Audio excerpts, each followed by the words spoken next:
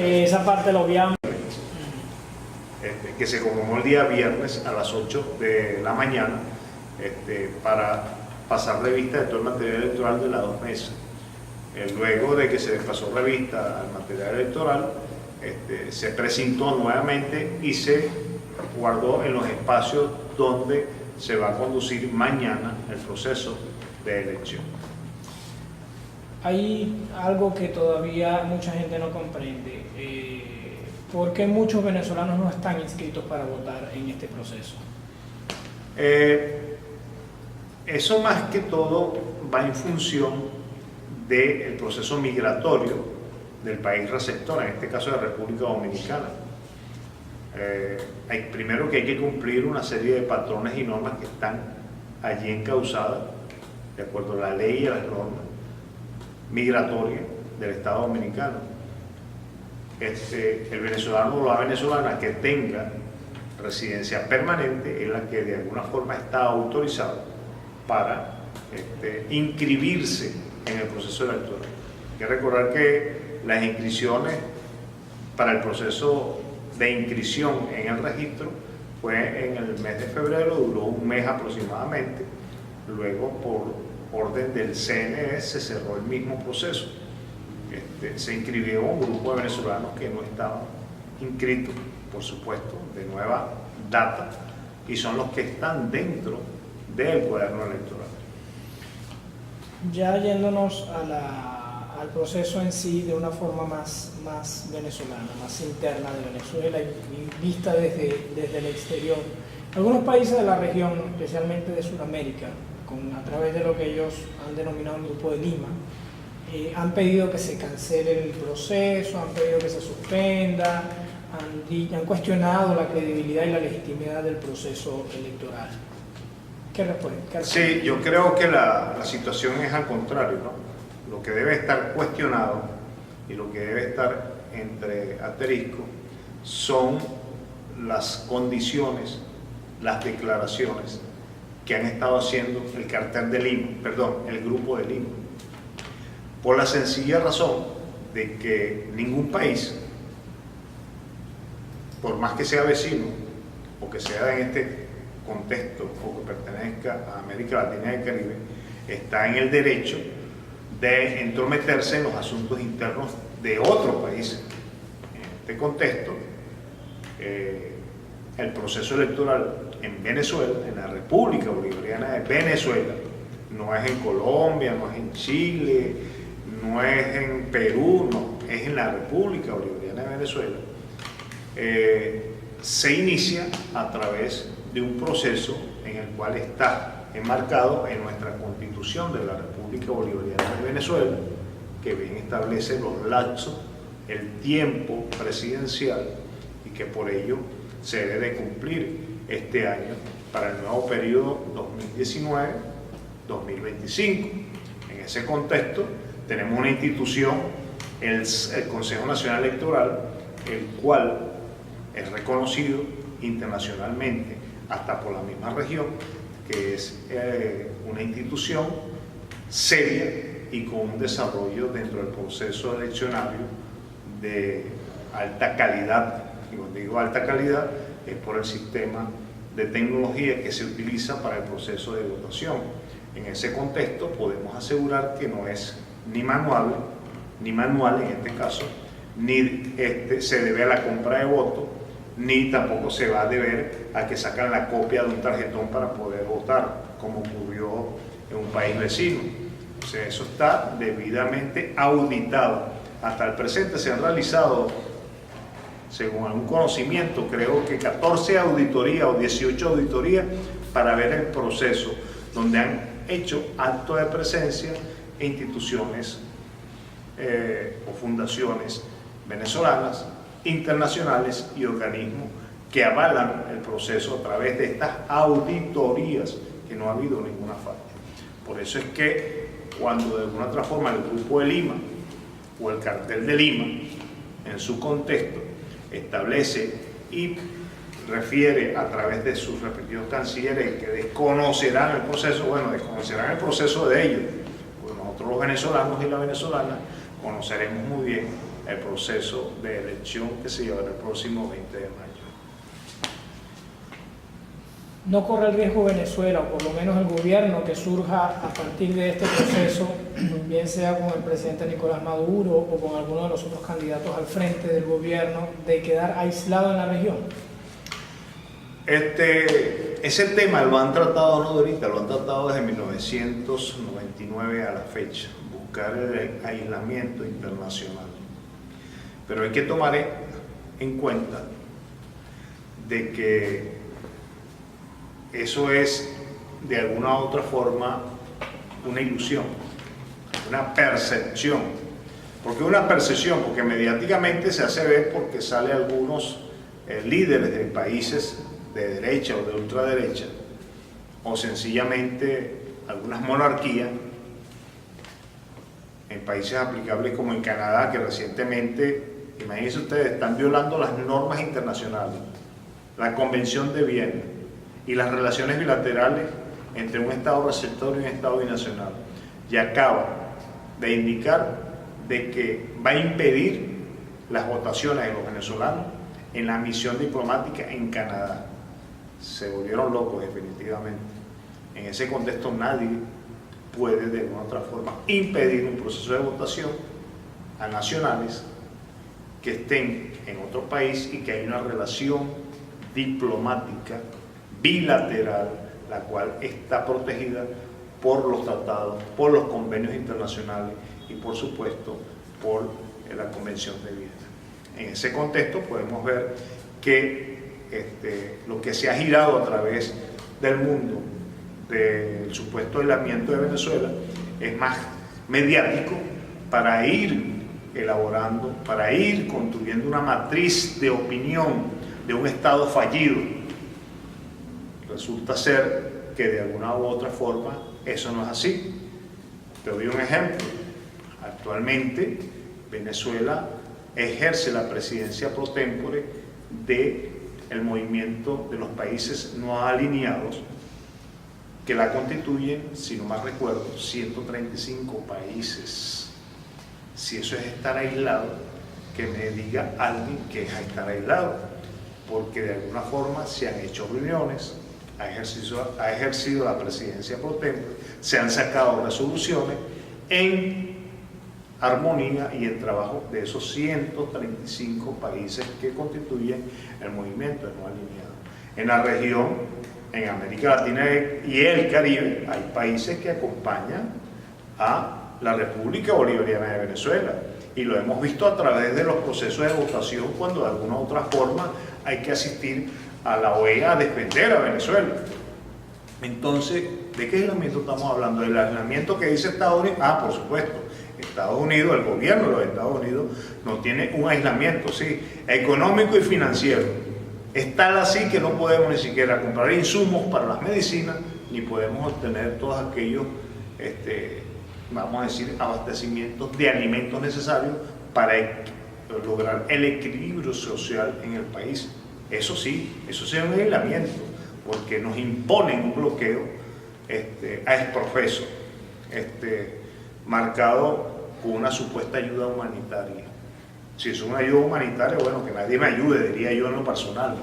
Porque en ese contexto lo que estamos viendo es que estamos dentro de un proceso, por el mismo concepto de los tiempos de la era moderna, de una guerra convencional sin uso de armas, en donde entran diferentes vértices de acción o variables para atacar el proceso revolucionario. Desde un golpe de Estado en el 2002 hasta un paro petrolero en ese mismo año, 2003, luego los procesos de desarticulación de un paro general y todo aquello que se ha subvertido sobre el proceso revolucionario para poder dar al traste contra ese proceso, hasta llegar a la fulana salida del 2013-2014, en ese concepto de un golpe suave, el cual lo ideó un doctor de apellido Char, que falleció hace como 3 meses aproximadamente,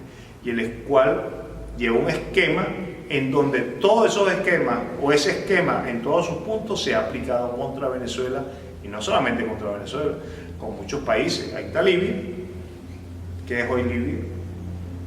Ahí está Siria, ¿qué está pasando con Siria?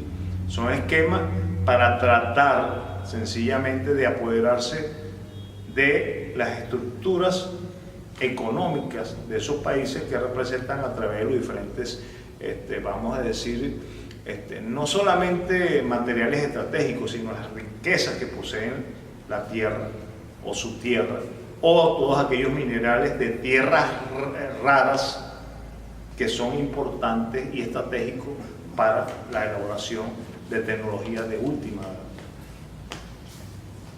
A lo interno, en la relación con República Dominicana, el gobierno de Danilo Medina intentó por lo menos concretar un acuerdo de diálogo entre el gobierno venezolano y la oposición. Finalmente no se llegó a nada. Ahora vemos una voz de Luis Abinader que criticó el proceso electoral en Venezuela. ¿Qué responde Venezuela a ese tipo de críticas? Sí, lamentablemente, fíjate, yo tuve la oportunidad y he tenido la oportunidad de hablar con Luis Abinader en varias oportunidades. Y lo más que le podría decir yo a él, que estoy a sus órdenes para aclararle cualquier punto o aspecto político de interés que tenga algún desconocimiento, porque lamentablemente, y que me perdone él en ausencia, yo creo que tiene desconocimiento de todo el proceso democrático de nuestro país desde 1999 a la fecha, que lo que ha hecho es cumplir la Constitución de la República Bolivariana de Venezuela, las normas y las leyes que están previstas. Por eso es que, de alguna forma, cuando leí algo esta mañana, ¿no?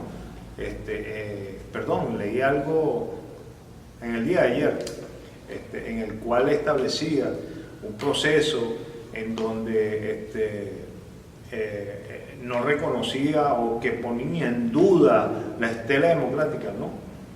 Es netamente democrática, en donde un pueblo va a decidir quién va a ser su próximo presidente, y ese que salga elegido, pues el CNE reconocerá y declarará presidente de la próxima gestión 2019-2025. El presidente Danilo Medina, al parecer nos dijo que no había sido informado de la intención del presidente venezolano de promover un nuevo proceso de diálogo en el país. ¿Usted como embajador tiene alguna respuesta, tiene alguna opinión sobre la posición asumida por el presidente Danilo Medina? Sí, hay que recordar que el gobierno dominicano ha cumplido un papel muy importante en el último periodo del proceso de diálogo entre la oposición venezolana y el gobierno de la República Bolivariana de Venezuela. Y fue un proceso de diálogo en convenimiento entre las dos partes principales, entre dos actores. Luego hay un acompañamiento de un grupo de cancilleres por parte de la oposición y otro grupo de cancilleres por parte del gobierno nacional. Y por supuesto, quienes de alguna u otra forma presidían dichas reuniones, el señor presidente de la República, Danilo Medina, y el señor canciller, con presencia del expresidente Zapatero. En verdad que fue una dinámica como testigo presencial de ese proceso de mucha hidalguía por parte del señor presidente Danilo Medina. Lo que ocurre es que ya para el 5 de febrero, que era prácticamente el último día donde se debía de firmar un acuerdo, resulta ser que la oposición, después de haber llegado a un consenso el día anterior, no fue que me lo dijeron, yo lo vi, yo lo presencié, se llevó a un consenso, un documento el que debía ser firmado el día siguiente, y resulta ser que se preparó, las cámaras vieron cómo estaba preparada una mesa, el libro de actas, etcétera, etcétera, para que cada una de las partes firmara ese documento tan importante para los venezolanos y las venezolanas, y por qué no para la política internacional. Un ejemplo digno de un proceso de diálogo que lleva no un año ni 2 años, lleva muchos años, desde el 2002, desde el primer golpe de Estado contra el presidente Hugo Rafael Chávez Frías hasta el presente, se han llevado muchos procesos de conversación y de diálogo. Entonces, imagínense las expectativas que que tenía el señor presidente Danilo Medina, las expectativas que teníamos todos allí de que eso se diera. Y resulta ser que se presentó uno de los integrantes que llevaba la palabra por el grupo de la oposición, como es el diputado Julio Borges, y de alguna forma dijo que no firmaba el consenso o el documento. Bueno, algunos tienen su opinión al respecto, pero fue una falta de respeto que considero yo a una reunión a la cual tenía tiempo llevándose, con la presencia de un estadista, de un mandatario como el presidente Danilo Medina, el cual de una u otra forma hizo un esfuerzo para poner parte de su tiempo que se lo puede dedicar o se lo pudo haber dedicado a ejercer su gobierno para poder contribuir al proceso de diálogo. Bueno, eso fue el febrero 5, el febrero 7, el presidente Nicolás Maduro en Venezuela firmó el documento que la oposición no quiso firmar y ha ido cumpliendo paso por paso lo que en ese documento se había llegado en acuerdo acá en República Dominicana.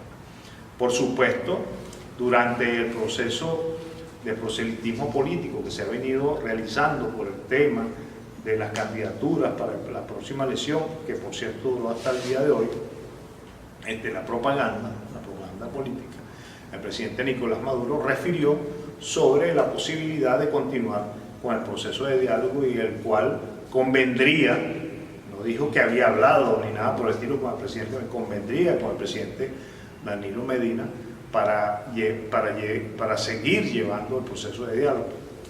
Eso no lo podemos negar porque está allí, lo dijo. Y también lo que dijo el presidente Medina. Por supuesto, respetamos el presidente de la República y manifestó alguna u otra cosa con referente de que él no proseguiría o continuaría o acompañaría el proceso de diálogo. Pero ya eso es una condición de que debe establecerse una relación de trabajo, por supuesto, de opinión entre los dos mandatarios. No es que se lleve o no se lleve un proceso de diálogo, eso está allí y hay que recordar que para esos mismos días las partes quedaron de acuerdo de que continuar el proceso, República Dominicana continuaba quedando a las órdenes. O sea, estamos con un ambiente muy favorable para el proceso, no de diálogo, sino de continuar con el proceso de diálogo en función de lo que pudo haber dicho el presidente Maduro en caso o en función de ganar las presidenciales del próximo 20 de mayo. Es uno de los, vamos a decir, puntos de honor que tiene el presidente, porque él no quiere gastar, el presidente Maduro no quiere gastar los elementos que puedan contribuir a acercar cada día más a todos los venezolanos y a la venezolana para arreglar nosotros mismos nuestros problemas internos políticos. Por eso es que el presidente Maduro habla del diálogo, porque la idea fundamental es acercarnos y contribuir a la hermandad de nosotros los venezolanos y las venezolanas en solucionar el problema económico y por supuesto de la inversión social, que es muy importante para el proceso revolucionario, para el pueblo venezolano, en esta nueva gestión del Plan de la Patria 2019-2025, que es uno de los proyectos que presenta el presidente Nicolás Maduro. Después de las elecciones, ¿cuál será el escenario que usted prevé en que se encontrará Venezuela en el ámbito internacional y en el ámbito interno? Hay que recordar que lamentablemente venimos en un proceso en donde el imperio, representado por el gobierno de los Estados Unidos, y cuando digo imperio me recuerdo a una expresión de nuestro apreciado embajador Samuel Moncada en Naciones Unidas, hace como un mes cuando estaba en una sesión de la OEA, refiriéndose a algunas palabras de la embajadora representante de los Estados Unidos de Norteamérica ante la OEA, que se refería del gobierno del presidente Nicolás Maduro como del régimen. Normalmente quieren desprestigiar los procesos. En ese contexto, nuestro apreciado embajador decía: embajadora, permítame, en el sentido de que como usted nos trata de régimen, entonces nosotros vamos a tratar a su gobierno de imperio. El imperio, entonces empezó a hablar del imperio. Hay que recordar que lamentablemente en ese contexto hay un concepto que muy poco lo conocemos de vieja data, pero muy poco a lo mejor lo manejamos, que es el neocolonialismo. Y el neocolonialismo es la voluntad de un imperio de imponerse por cualquier medio. Un bloqueo económico, un bloqueo financiero, no permitir a lo mejor los procesos libres y democráticos, no permitir la ejecución de lo que establecen las normas en la Carta Magna, en fin, una serie de condiciones para finalmente obtener el beneficio de dominio sobre ese país, y es lo que está ocurriendo con Venezuela. Ahí entran una serie de factores como son las grandes corporaciones industriales del mundo, dominadas por el gobierno o las grandes corporaciones norteamericanas, y algo que no podemos tapar el sol con un dedo, que es la hegemonía militar que ha mantenido los Estados Unidos de Norteamérica a través del tiempo. Hay que recordar que la principal industria y desarrollo económico que ha tenido los Estados Unidos ha sido realizada a través de la industria militar, la cual ha aportado, desde un punto de vista, después de la Segunda Guerra Mundial al presente, de una serie de condiciones económicas muy importantes e interesantes, y han contribuido al desarrollo de una sociedad, fortaleciendo su economía a través de ese concepto de desarrollo e inversión y desarrollo, que de alguna manera permite realmente dinamizar no solamente la economía, sino el potencial de un país como así el de los Estados Unidos. Esto es muy bonito cuando es ejercido de manera, vamos a decirlo, armónica, en función de ayudar, no en función de dominar. Y lamentablemente eso es lo que Venezuela hoy en día está recibiendo. Yo recuerdo que para 1999 Venezuela estaba en una capacidad operativa en su Fuerza Armada prácticamente en cero, porque los Estados Unidos no le permitía, fíjate el bloqueo no es de ahorita, el bloqueo económico, ni el bloqueo financiero, ya el bloqueo, te estoy hablando que venía desde 1999, y no es anécdota, y esta condición de que te estoy hablando fue en el 2001-2002. Las Fuerzas Armadas venezolanas prácticamente estaban en un nivel de operatividad de un 15-20%, porque todo el sistema de armas, tradicionalmente, ¿a quién se le compraba? A los Estados Unidos. En ese contexto no teníamos los niveles de abastecimiento y logística necesarios para mantener su sistema de armas. Venezuela tuvo que ver otros puntos, tuvo que dirigir la mirada a otros países en pleno desarrollo, como es China, como es Rusia, ¿por qué no de la misma Europa?, en la cual se hicieron negociaciones que hasta hoy en día, fíjate, gracias a esas negociaciones nosotros tenemos 3 satélites orbitando sobre el globo terráqueo que nos permiten tener comunicaciones, imágenes y todas aquellas señales disponibles para las investigaciones que sean requeridas para el desarrollo de nuestro país. Entonces, retractando nuevamente la situación de lo que ellos han establecido con referente que puede suceder a partir después de las elecciones, es que sencillamente sigan atacando a Venezuela, porque no se van a quedar con los brazos cruzados. A pesar de que un pueblo venezolano decida y gane el presidente Maduro, pues van a seguir ejerciendo presión sobre las instituciones democráticas.